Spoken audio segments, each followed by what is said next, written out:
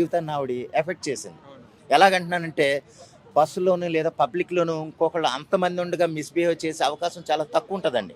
ఆవిడేం celebrity కాదు, ఆవిడేం ఇది కాదు. ఒక సెలబ్రిటీ అయితే ఏదో సరదాగా వెళ్లి సెల్ఫీ దిగుదాం, లేదా సరదాగా ఆవిడ దగ్గరుండి ఎవరన్నా ఫోటో తీస్తారన్న ఉద్దేశంతో ఉండొచ్చు.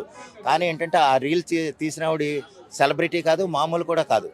అయితే ఏంటంటే ఆవిడ తీసిన రీల్ ఎలాగుందంటే షార్ట్ గాని వైరల్ అయిపోయింది. ఎలాగా చూడడానికి ఏంటంటే ఆయన నిజంగా మిస్‌బిహేవ్ చేసాడేమో అని రకరకాల కామెంట్స్ పెట్టి ఆ కామెంట్స్ అన్నీ చదివి ఆయన మనస్తాపం చెందటం, ఆయన మనస్తాపం చెంది సూసైడ్ చేసుకోవటం అనేది మాత్రం చాలా విచారకరమైన విషయం. సార్ బస్సులో మామూలుగా మనకు లేడీస్ రిజర్వేషన్ ఉంటుంది. అవునండి. సో అందులో వాళ్ళు కూర్చున్నారు, మళ్ళీ జనరల్ లేడీస్ కూడా వారు వచ్చి కూర్చున్నారు. అవునండి. స్పేస్ ఉన్నప్పుడు బాయ్స్ వెళ్ళి కూర్చోవచ్చా?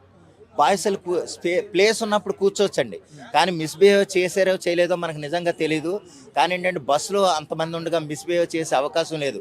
ఎందుకంటే పూర్తిగా విరుద్ధమైన అంటే ఆయనకు పూర్తిగా తెలియని ఆవిడ ఒకవేళ మిస్‌బిహేవ్ చేస్తే వెంటనే వేరే విధంగా రియాక్ట్ అవుతుంది అన్న విషయం ఆయనకు తెలుసు.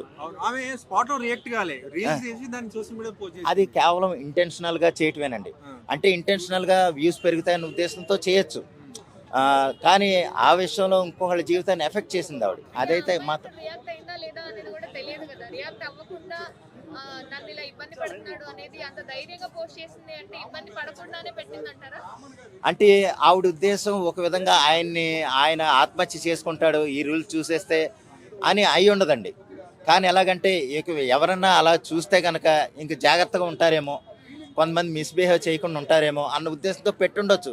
కానీ ఏంటంటే ఆయన నిజంగా మిస్‌బిహేవ్ చేయలేదు కాబట్టి దానికి బాధపడ్డాడు కాబట్టి తోటి వాళ్ళు పెట్టిన కామెంట్లు అవన్నీ చూసి యాక్చువల్గా ఆయన సమర్థించే వాళ్ళు చాలామంది ఉన్నారు. ఆయన అటువంటి మనిషి కాదు, చాలా మంచి మనిషి అనేసి ఆయన బంధువులు దగ్గర వాళ్ళు కూడా ఎంతోమంది చెప్పారు.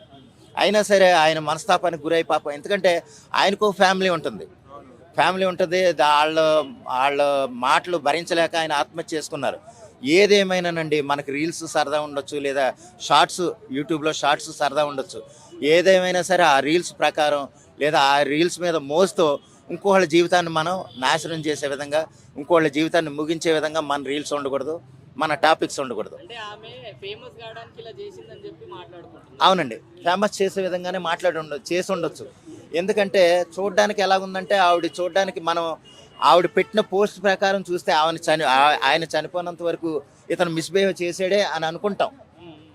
మిస్‌బిహేవ్ చేసాడేమో అందుకునే కదా ఈవిడ పెట్టింది కదా అని అనుకుంటాం వాస్తవానికి.